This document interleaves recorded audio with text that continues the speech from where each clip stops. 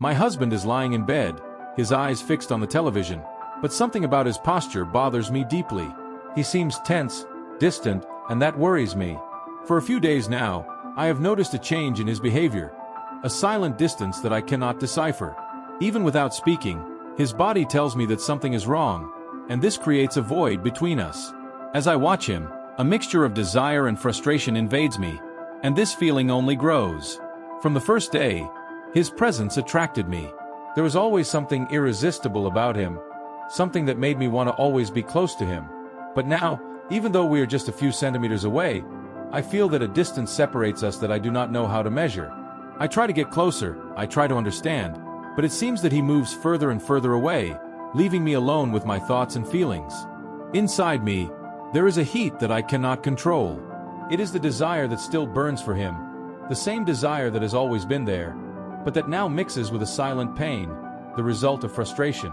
I want to get closer, I want to break through this invisible barrier, but with each attempt I feel like I have failed.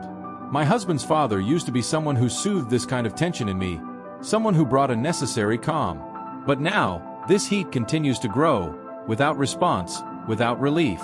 The room is dark, the only light comes from the bedside lamp, which bathes the room in a soft golden glow.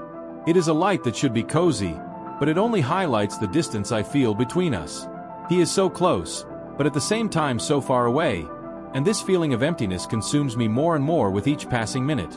I move cautiously, feeling the lace of my nightgown slide gently over my skin, each light touch amplifying the tension that hangs between us. The rustle of the fabric mixes with the rapid sound of my heart, as if each movement of mine could break the fragile silence that envelopes the room. I approach him slowly, hesitantly, trying not to break the tenuous thread of intimacy that still seems to unite us. "You know, darling," I whisper, almost afraid that my voice will break the moment as I slowly advance towards him. My lips lightly touch his neck, just a delicate touch, an attempt to rekindle something, to feel a response, any reaction that shows that he is still with me in some way. "I think it's been a few days since I noticed you distant."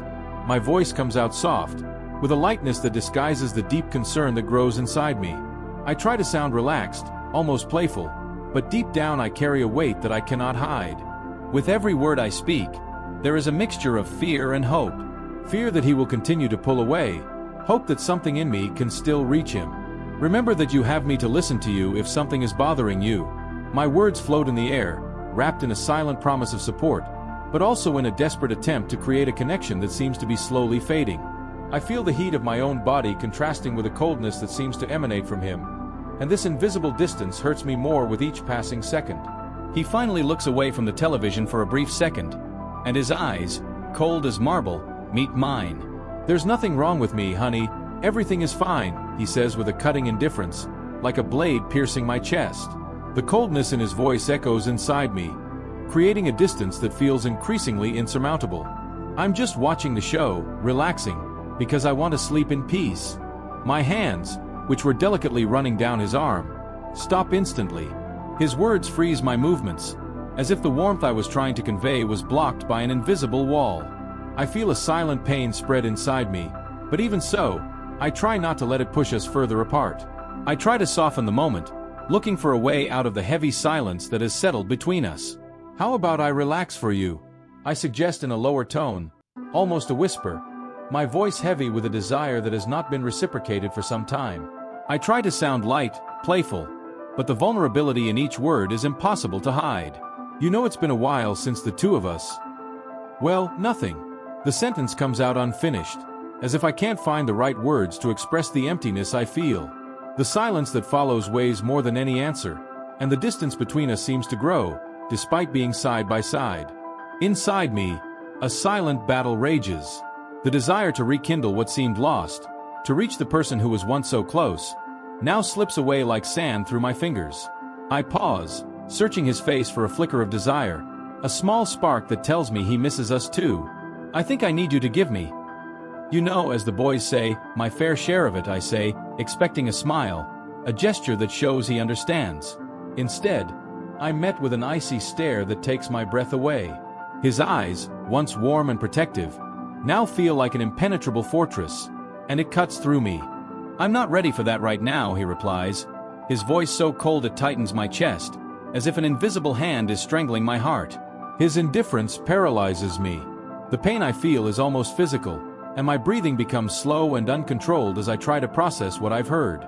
I lean back slightly, and the soft fabric of my nightgown brushes against the bed, creating a barely audible sound that seems to amplify the silence between us. "And when then?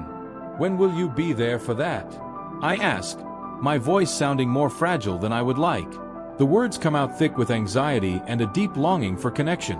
Each minute that passes without an answer seems to stretch on forever, and the uncertainty tightens the knot in my stomach even more. The vulnerability I feel is overwhelming, and I realize that I'm fighting not just for our intimacy, but for the very essence of what we were. With each passing moment, the space between us seems to widen, leaving a deafening echo of what could be. My voice comes out harsher than I intended, anger building inside me like a volcano about to erupt. Or is it that? Do you have another place to get rid of your desire? The question escapes my lips, filled with a desperation that I can't hide. He snorts in contempt, a low sound that reverberates in the room, full of disdain. "Think what you want," he answers, turning completely, his back to me, as if he wants to erase me. The lack of remorse in his words hits me like a blow. "But let me rest, because with this attitude of yours, you don't even inspire pity." His words hang in the air like poison, each syllable slowly spreading to every corner of the room, making the atmosphere even heavier. I watch him, anguished, as he covers himself with the blanket, creating a physical barrier between us that seems impossible to cross. The simple act of covering oneself becomes an insurmountable wall, and I feel a cold that does not come from the environment, but from within me. In that moment, the silence becomes thick and oppressive, as if the space around us is compressed by an invisible pressure. The only sound is the wind outside and the soft creak of the bed beneath his weight as I lie in the dark, watching his back. It feels like an impenetrable wall, a fortress that shuts me out of any connection we once had. Every beat of my heart echoes in my mind, a cruel reminder of what's at stake. Sadness and frustration twist into a tight knot inside me, and the distance that forms between us suffocates me as I search for any sign that there's still something about him that wants me near. Sleep eludes me, leaving me alone in the darkness of that cold room. The weight of the blankets on my body barely manages to calm the tremors of my skin, which I don't know if they come from the biting cold or from accumulated frustration. Beside me, my husband's snoring becomes a bitter soundtrack to my insomnia, a low, heavy sound that echoes in my ears like a cruel mockery. He is sleeping deeply, completely oblivious to the turmoil that invades my mind. As I rest, I turn between the sheets, the soft fabric becoming a constant reminder of what is missing. Anger and frustration intertwine within me, forming a tight knot that prevents me from relaxing. I try to close my eyes again, seek refuge in sleep, but the images that flood my mind are too intense. They bring back memories of moments that were once ours, now transformed into distant echoes, shadows of a past that seems so unattainable. The feeling of being trapped in this situation consumes me. I feel like a stranger in my own bed, as if a chasm has opened up between us, making any connection impossible. My heart races as I remember the touches that were once tender, now replaced by indifference. Loneliness is a weight that suffocates me, and the warmth of my husband, which once enveloped me like an embrace, now feels miles away. The darkness of the room reflects the confusion within me, and the cold becomes a metaphor for the emotional distance that separates us. In this heavy silence, I wonder if he ever realized the pain I feel, or if he is so far away that he has forgotten what it is to love. This internal struggle seems endless, and while he sleeps, I lie awake, caught between anger and sadness, desperately wishing things were different. I get up slowly, careful not to make a sound, as if the simple act of moving might alert him to my discomfort. As I get out of bed, the cold floor of the room wakes me even more, the sensation of ice running from my bare feet to my legs, intensifying the restlessness that already consumes me. I glance at the clock on the dresser. 11:30 at night. The silence in the house is absolute, broken only by the distant echo of my husband's snoring, like a cruel reminder that he is completely oblivious to my suffering.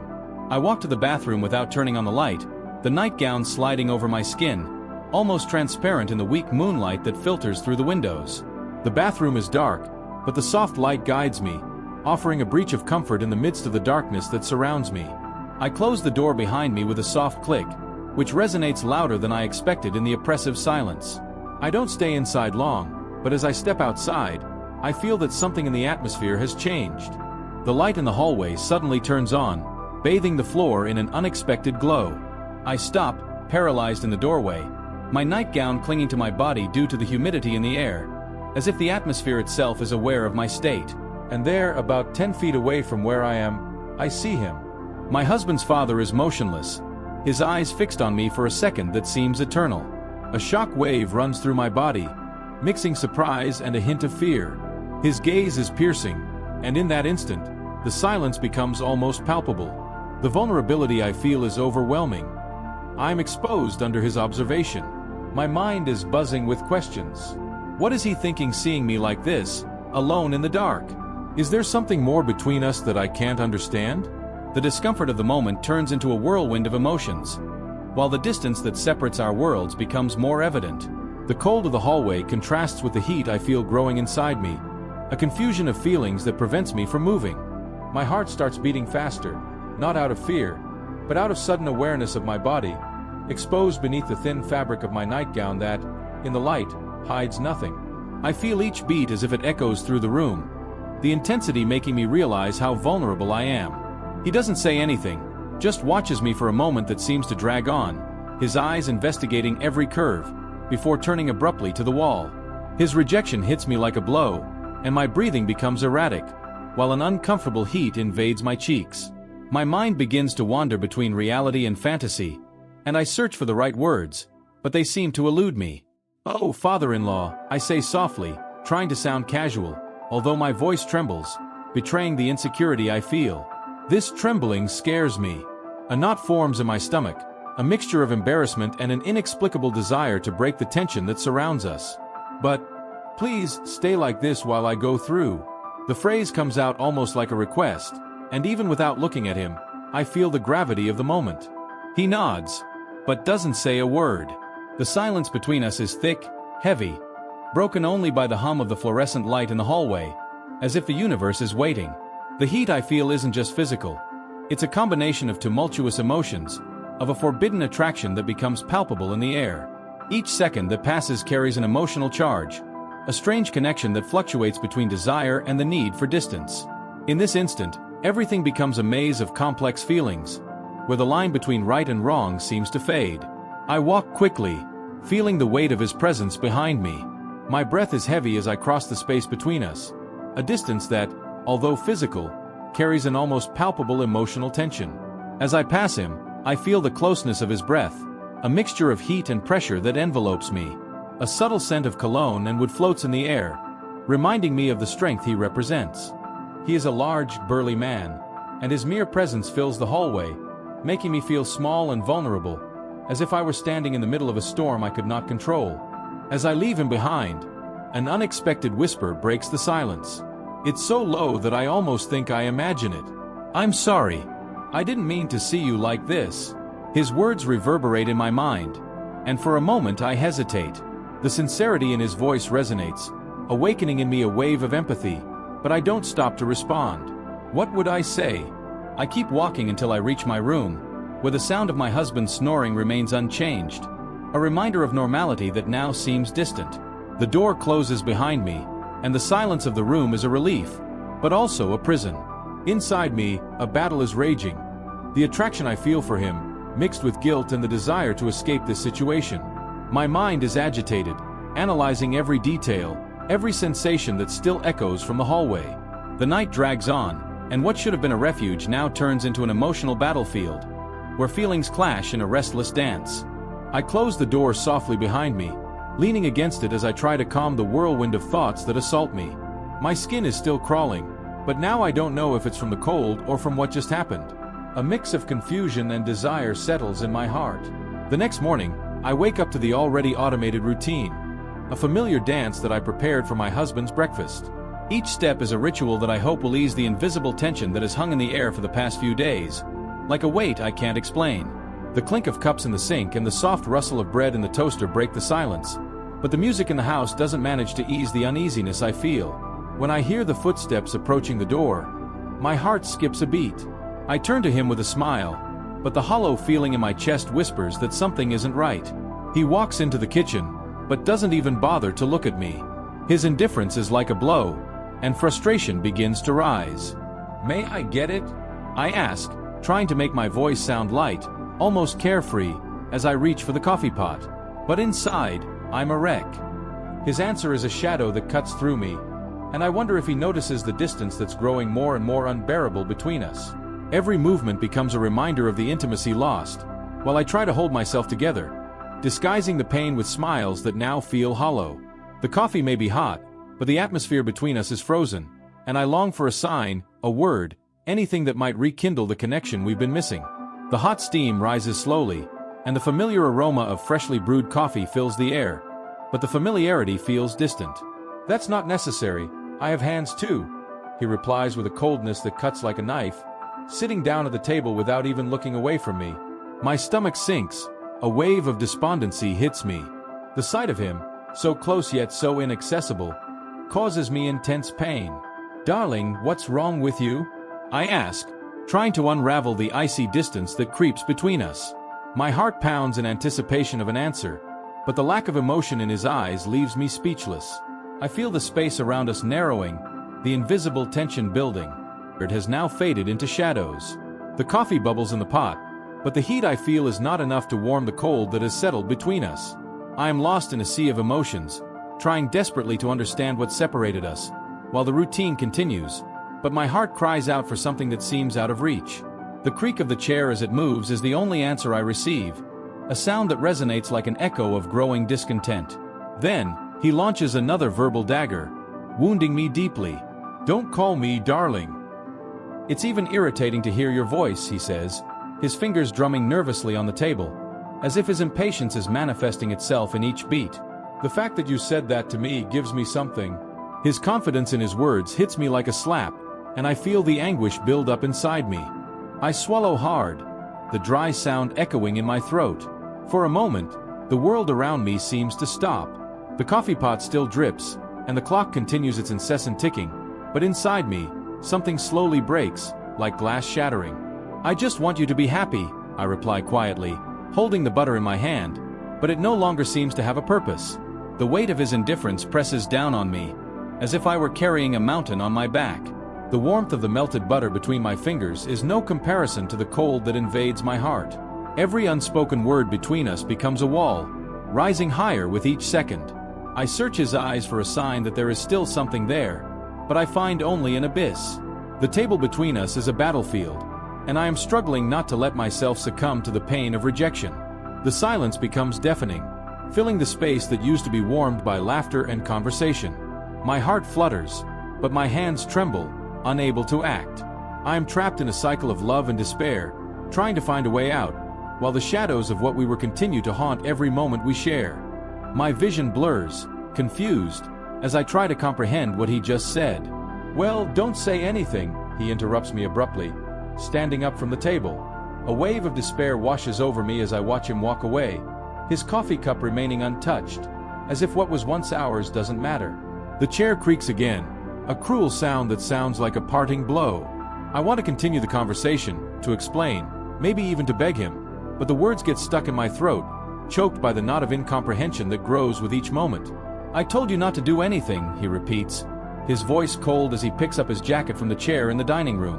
What I really want is for him to look at me, to see the pain his indifference causes me. He heads for the door, and the echo of his footsteps resonates on the tiled floor, like a sign that something is breaking between us.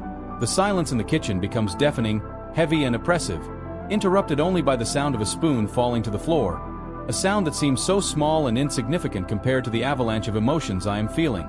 My heart races, and a deep anguish engulfs me. The love we once shared has now become an empty space, an insurmountable distance that leaves me scared and alone. The sense of loss is almost palpable, and I wonder if we will ever be able to go back to what we were. But right now, all I can do is watch as he walks away, taking with him the hope I so long for. "And you're not waiting for me tonight?" he continues, and his high-pitched tone begins to sound strange, distant, like an echo that reverberates in my mind. "I'll be late, or maybe not until tomorrow." The closing of the front door echoes in my ears, like a sentence. Then I hear the kitchen door open and, on impulse, I hurriedly wipe the tears away with the back of my hand. But it's impossible to hide my red eyes and tense face.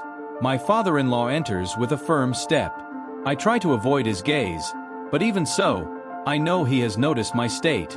I heard what happened, he says in a low, almost whispering tone, as if he wants to spare me the embarrassment. I'm so sorry you had to go through this. But don't worry, there's a solution. His tone is calm and protective, and it hits me like a bomb in the midst of the pain. The father figure I've been longing for is there, my constant support, my refuge in the midst of chaos. He becomes my right hand in everything from small tasks to big decisions. Wherever I go, he's by my side. He carries bags at the grocery store, keeps me company on long, lonely afternoons, and makes me laugh when it seems impossible. His presence is a relief in the midst of the emotional storm I'm facing. Every word he says reminds me that I'm not alone, even though my husband has distanced himself. The way he cares makes me wonder, could this connection turn into something more? The mix of gratitude and confusion envelopes me, and as I follow his footsteps through the kitchen, the line between support and desire begins to blur. A few weeks later, we're at the grocery store. He pushes the cart while I inspect the labels on the products, lost in thought. Suddenly, a strange man approaches, smiling broadly and familiarly. "Man, it's been a while," he greets, extending his hand to my father-in-law. "I didn't know you had remarried. Let me tell you, you make a very good couple." His words echo, and my stomach turns. "You're a lucky guy. What I wouldn't give to have your luck." The man's laughter spreads through the aisles, and I freeze, unsure of how to react. My father-in-law smiles, but there's an unease in his gaze. After a quick goodbye, silence settles between us as we walk to the car. When he starts the engine, the silence is palpable. "My friend's ideas, right?" he says, his tone light, but there's something in his voice that makes me realize he doesn't like those words. I settle back in my seat and look out the window, watching the city lights begin to twinkle in the distance. "Well, yes, but I truly believe you deserve to rebuild your life," I reply, more sincere than I expected. "He's a great man and would make any woman around him happy." My heart clenches as I say this, as a new connection begins to blossom between us, full of possibilities and fears. Watching the city lights begin to flicker in the distance, I feel my heart race. "Well, yes, but I truly believe that you deserve to rebuild your life," I reply, letting out a truth that felt trapped inside me. "He is a great man and would make any woman around him happy." A sigh escapes his lips as his fingers drum nervously against the steering wheel. "That's the problem," he mutters, almost to himself. "I don't want to make just any woman happy. There's one in particular, but she's so far away from me." A shiver runs down my spine, and the air in the car seems to thicken, as if his words have changed the atmosphere around us. I try to remain calm, but my palms start to sweat. "And who is this lucky woman? Does she live in another city or another country?" I ask, trying to sound nonchalant, but curiosity pounds in my chest. He laughs, a short, dry laugh, looking away from the road for a moment, only to catch sight of me out of the corner of his eye. My heart races, a mix of anxiety and hope welling up in me. What does he really feel? What's at stake between us? Let's leave it at that. There are things that are better left alone. His answer makes me uneasy, as if a shadow is hanging over us, something unsaid floating in the air. Morality tells me to retreat, but my racing heart pushes me forward. Bracing myself for what I'm about to say next, I realize that the words I'm about to say could change everything. "Father-in-law, do you remember the other night you met me in the hallway? The tension builds between us, palpable and electric." "Of course I remember," he answers almost immediately, and it surprises me. The words leap from my lips unfiltered. "Well, I don't know if you liked what you saw." His eyes lock on me, so intense that I have to look away, feeling heat rise to my face. With a barely perceptible smile, he answers, "I think anyone who is." What does he mean? What does this mean for us? My heart races, each second stretching out, as the possibilities unfold before me. "Oh, you would be more than happy with what they saw." "Of course I liked it very much. You are a very beautiful woman." The silence that follows is charged, almost electric. The car's engine revs louder as he drives, veering off his usual path. The landscape outside changes, and I realize we're headed to an unfamiliar place, a place we've never been together. Where is my father-in-law taking me? The question arises, though part of me already knows the answer. He smiles, and his voice softens, almost seductive. "Where you and I wanted to go for a few days."